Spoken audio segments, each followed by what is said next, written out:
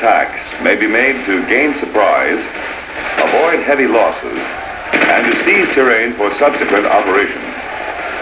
Because of the adverse psychological effect on the enemy during darkness and the concealment afforded friendly forces, night attacks offer exceptional opportunities for success. Example of a rifle platoon conducting a night attack. This is the situation. 1st Battalion, 66th Infantry, is attacking to the north to seize Objective Tiger, high ground overlooking the city of Warsaw. Elements of the enemy's 9th Airborne Division are currently defending this high ground, 10 kilometers south of 1st Battalion's objective. The enemy possesses a nuclear capability. Because the terrain directly to the front of the enemy's present positions offers very little cover and concealment, 1st Battalion Commander, in order to avoid unnecessary casualties, has decided to attack Objective Cobra under cover of darkness, subsequent to continuing the attack to seize Objective Tiger.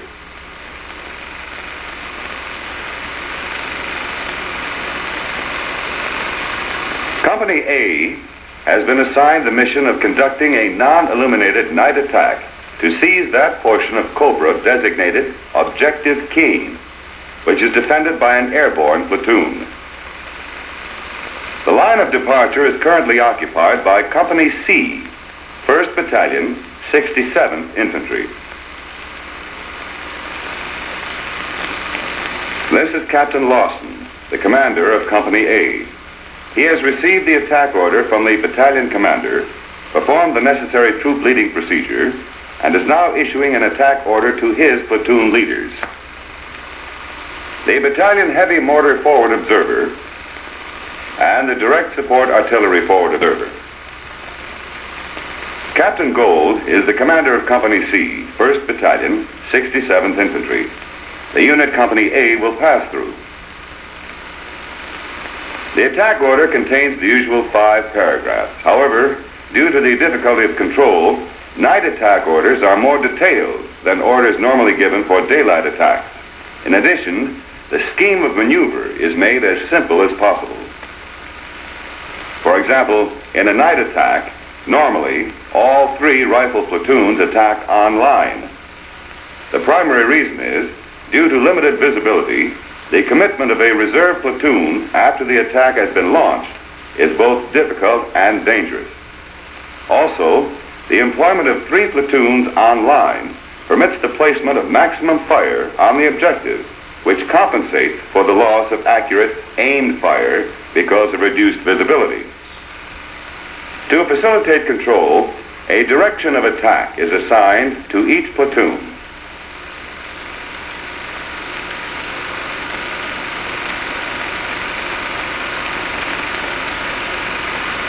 Although supporting fires and illumination are planned, they are not used unless ordered by the company commander. This would normally occur when the company attack is discovered. At the completion of the attack order, each platoon leader continues his troop leading steps. Captain Gold remains to complete coordination with Captain Lawson. We, however, are primarily concerned with Lieutenant Cotter and the 1st Platoon. In night attacks, reconnaissance should be made during daylight, dusk, and darkness. This will assure maximum familiarity with the terrain as it actually appears, and as it will appear at night during the attack. To assist him when issuing his attack order, Lieutenant Cotter makes a sketch showing the control measures and the terrain his platoon will utilize during the attack. To compensate for slowness of movement at night, the company assembly area is closer to the line of departure than in daylight attacks. Because of this and the necessity for continuous movement, the attack position is normally designated but seldom used at night. The platoons are released from company control at the platoon release point, which is located in the vicinity of the attack position. This control measure is designated by the company commander. The points of departure, also designated by the company commander, is a control measure located on the line of departure over which each platoon passes. The company commander may select one point to cross in company column or release the platoons prior to crossing the LD and use several points of departure.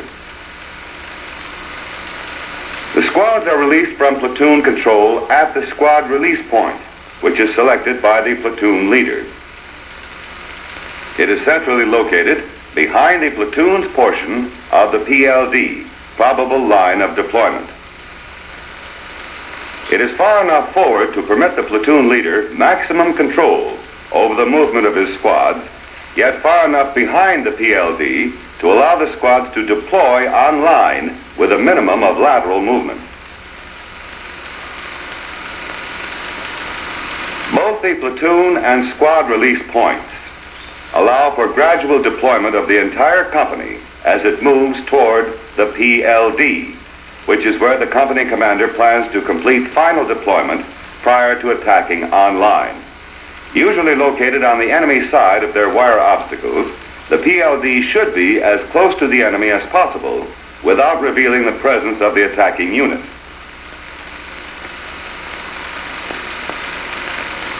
The objective for a night attack is normally smaller than for daylight attack and should be easily identified by terrain features such as a road. The limit of advance is an easily identified terrain feature beyond which the attacking unit must not advance. It is designed to prevent friendly forces from moving into the fires of supporting artillery and mortars.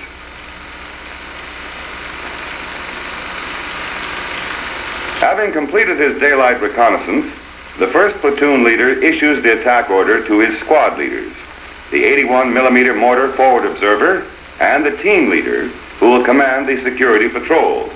In brief form, his order is as follows. Company A will attack at 0330 hours to seize Objective King. Third platoon attacks on the left, second on the right. Illumination and supporting fires will be available on call. Weapons platoon anti-tank squads will remain in the attack position initially, move forward to support the attack on order, and occupy positions in 1st and 3rd platoon areas during consolidation. 1st platoon will attack to seize the portion of Objective King, which extends from the Tonron Point Road east, 120 meters.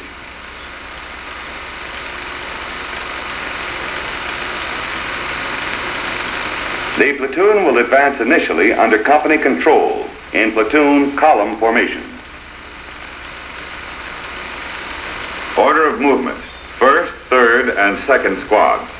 The platoon will deploy on line with 1st squad on the right,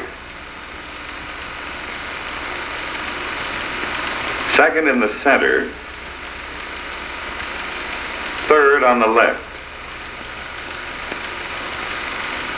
The platoon will move forward from the probable line of deployment on order and assault on order from the platoon leader. Machine guns will participate in the assault. One anti-tank weapon will move with the platoon sergeant, one with the platoon leader. 1st squad will furnish one man to carry the platoon communication wire. It will seize the right portion of the platoon objective from the right flank of the 2nd squad east 40 meters and tie in with the left flank of 2nd platoon.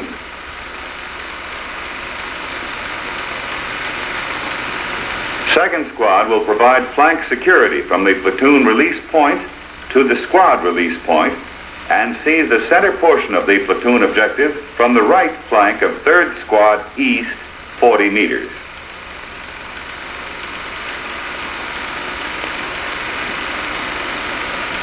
Third squad is base squad. It will guide on the Tonron Point Road, seize the left portion of the platoon objective, and tie in with the right flank of 3rd platoon.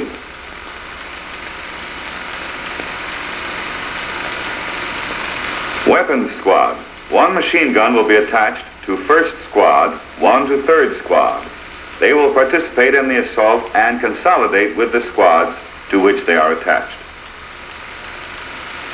When the objective has been seized, one anti-tank weapon will consolidate with 1st Squad and one with the 3rd. Each rifle squad will furnish 2 men for security patrol. Patrol leaders will report to the company commander at 0200 hours at the platoon release point. At the conclusion of the attack order, the squad leaders accomplish their troop leading steps and endeavor to make a daylight, dusk, and night reconnaissance. After that, they will issue detailed attack orders to their respective squads.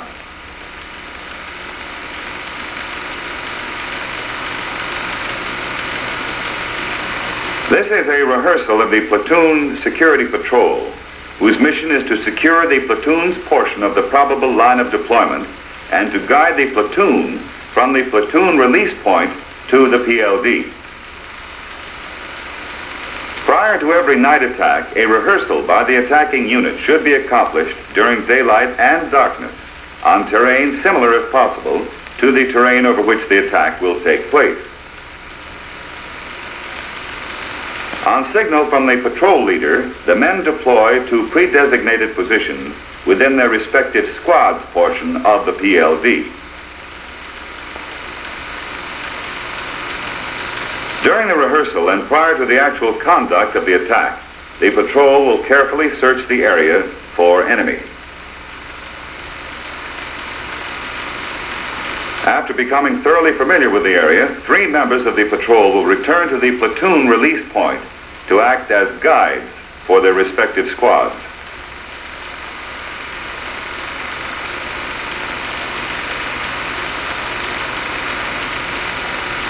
The remaining 3 men will stay on the PLD under control of the patrol leader. They will provide security, assist in positioning the squads when they arrive, and coordinate with the patrols of the adjacent platoons.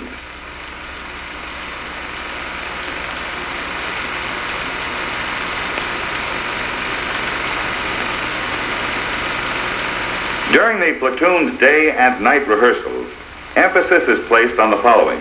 First, movement from the squad release point to the probable line of deployment. During this phase, leaders ensure that the change of formation from squad column to squad line is accomplished smoothly and quietly.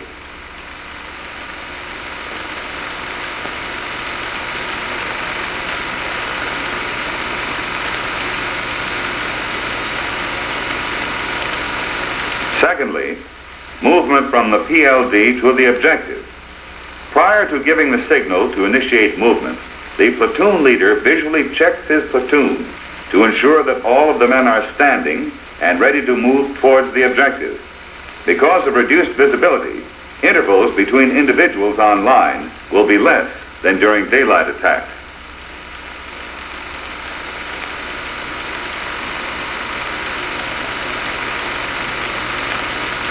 Finally, the assault.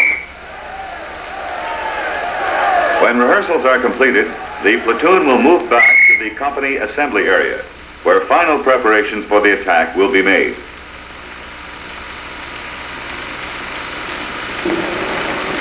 At 0200 hours, the patrol leaders, having already received patrol orders from their platoon leaders, report to Captain Lawson for a final briefing. The company commander's briefing includes the latest enemy and friendly situation, coordination of action on the probable line of deployment, time designated for elimination of enemy outposts between squad release point and the PLD, and the time guides must return to the platoon release point.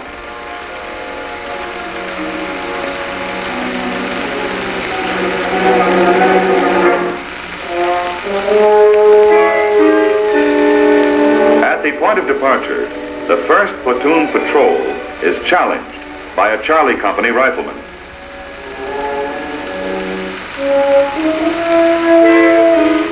Having given the password, the patrol leader coordinates with the Charlie Company rifleman prior prior to moving to the squad release point.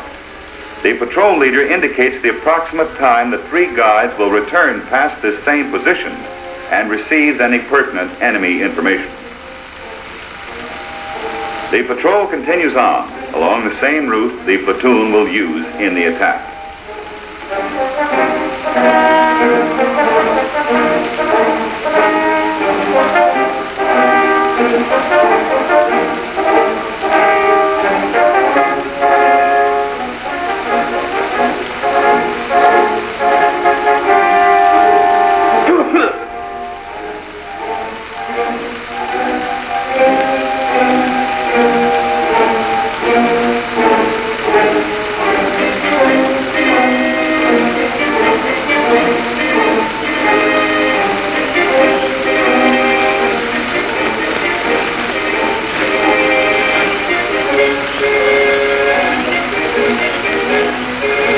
The point discovers an enemy outpost. Before returning to the patrol, the point orients himself on the location of the enemy outpost.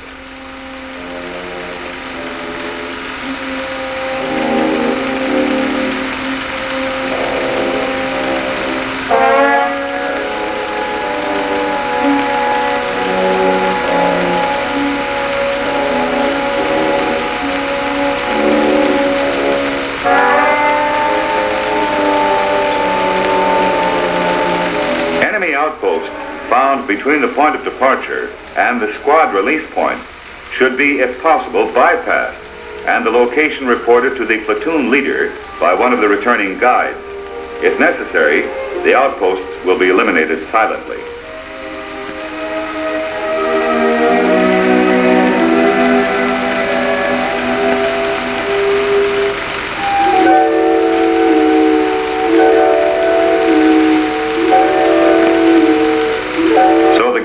May re-identify the bypass route. The patrol leader points out key terrain features. Other means of identification, such as luminous tape, may also be used.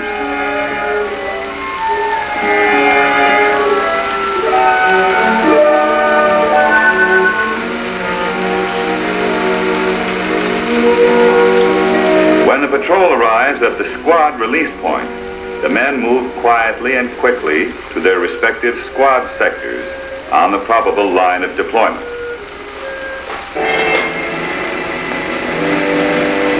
Partial gaps are cut in the enemy's wire obstacles in each squad sector. After carefully searching for enemy in the vicinity of the PLD, the three guides will return to the platoon release point and await first platoon. At 0300 hours, Company A moves out of the assembly area. The company moves toward the platoon release point in column formation. Acting as advanced security is a fire team furnished by 3rd Platoon. Following is the command group, 3rd Platoon minus, 2nd Platoon, 1st Platoon minus, and the anti-tank section from the weapons platoon. Close-in flank security of one fire team each has been furnished by 1st Platoon. In night operations, commanders maintain maximum control of their units by keeping them in column formation as long as possible.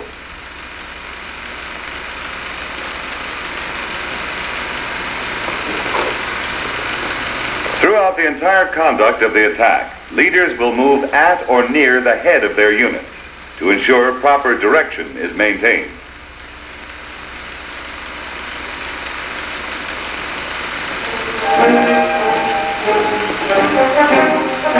As each platoon passes through the platoon release point, control of the platoon is assumed by the platoon leader. Guides meet their respective units to guide them to the probable line of deployment. At this time, information acquired by the patrol is passed on to the platoon and squad leaders.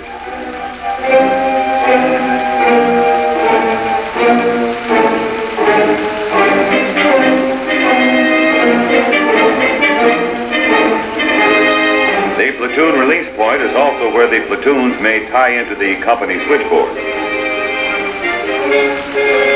Wire is utilized for communications between the platoon leaders and the company commander until the attack is discovered. Radio is then used. First platoon moves toward the squad release point in column formation. Squads in column. Close-in security is established on both flanks. The movement is made as quietly as possible. Radio silence will be maintained within the platoon until the attack is discovered.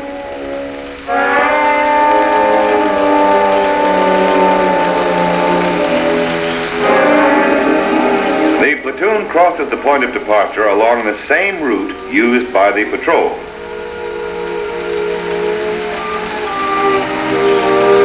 At this time, the lead guide and two riflemen move out to re-identify the enemy outpost and the bypass route. These men will act as security and overwatch the outpost.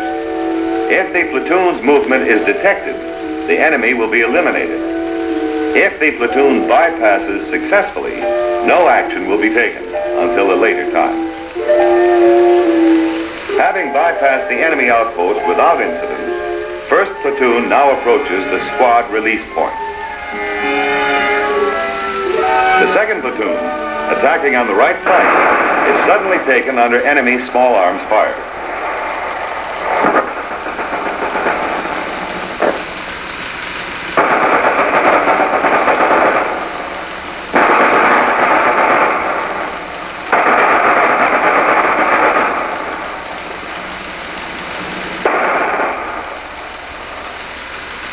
Alpha 1. This is Alpha 6.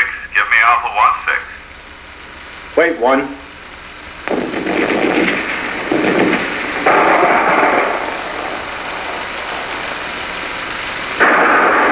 Alpha 6, this is Alpha 1-6. Second platoon has made contact with a small enemy patrol. They do not need supporting fires or illumination. Continue the attack as planned. Roger out.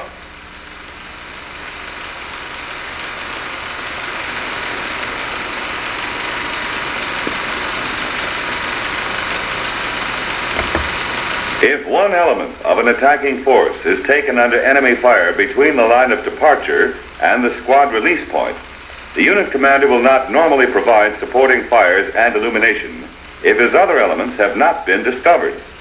On the other hand, if the attack has been fully discovered, the commander will call for supporting fires and illumination, and the entire unit will attack, employing daylight techniques.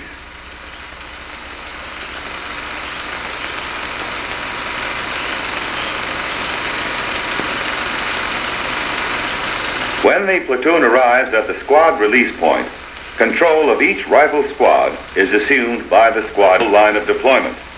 First squad on the right, third squad on the left, second squad in the center.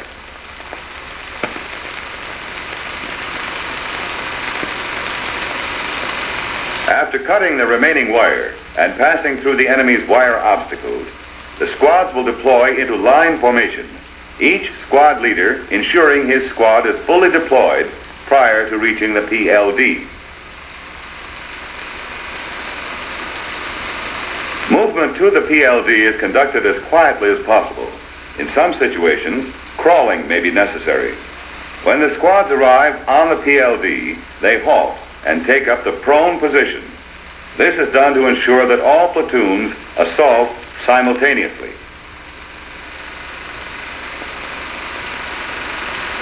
The flank men of each squad coordinate to ensure no gaps exist between the assaulting elements.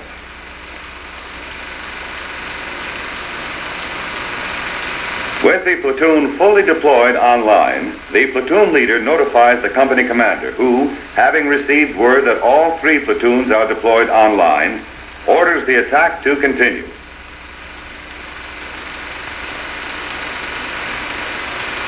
The platoon moves forward stealthily. Every precaution is taken to ensure the troops maintain as straight a line formation as possible.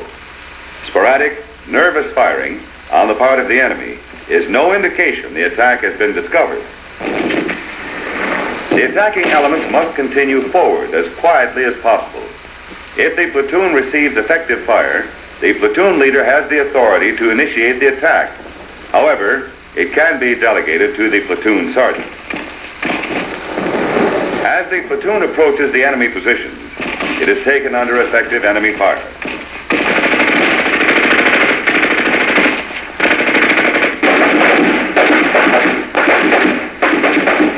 With the attack discovered, the platoon leader signals for the assault. When a night assault is launched, it must be conducted violently and aggressively. Troops shout and create as much noise and confusion as possible. A great volume of firepower is vital to the success of the assault. At this time, fire superiority must be established and maintained. To prevent excessive casualties and to capitalize on the element of surprise, the assaulting troops move as rapidly as possible toward the enemy positions. Tracers are used to increase the accuracy of fire and to demoralize the enemy. Pre-planned indirect fires are employed to seal off the objective, to destroy any retreating enemy, and to prevent enemy reinforcements. In addition, illumination is utilized to light up the objective area.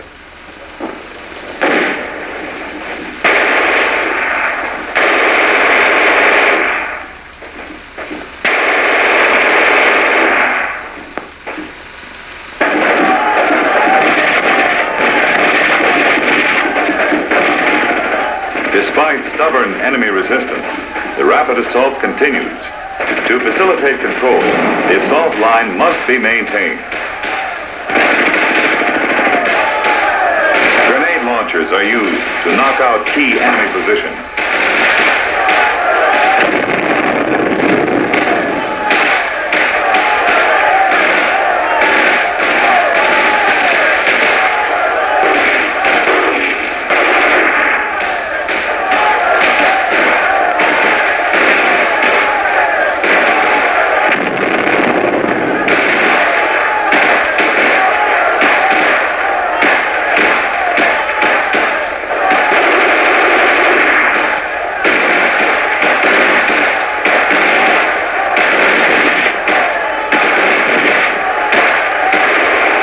Moving rapidly and aggressively, the assaulting troops close with the enemy. When an enemy position is overrun, it must be cleared as quickly as possible. Prisoners should be searched immediately, then turned over to the platoon leader for disposition. Every precaution must be taken to ensure no live enemy soldier has been bypassed on the objective. The possibility of such an occurrence is greater at night than by day.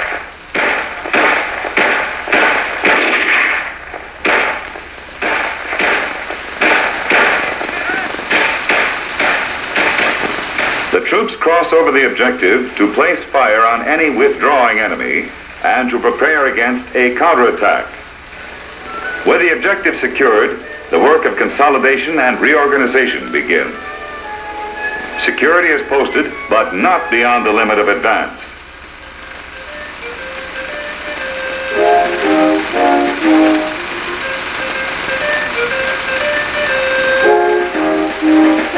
Ammunition is redistributed. Sectors of fire are assigned.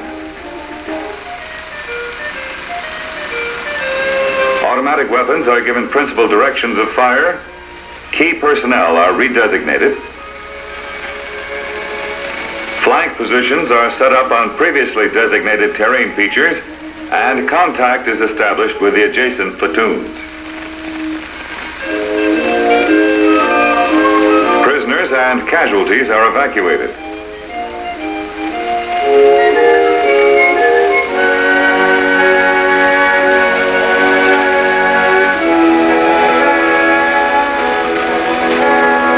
Having made a rapid estimate of the situation, the platoon leader now reports to the company commander the accomplishment of his mission.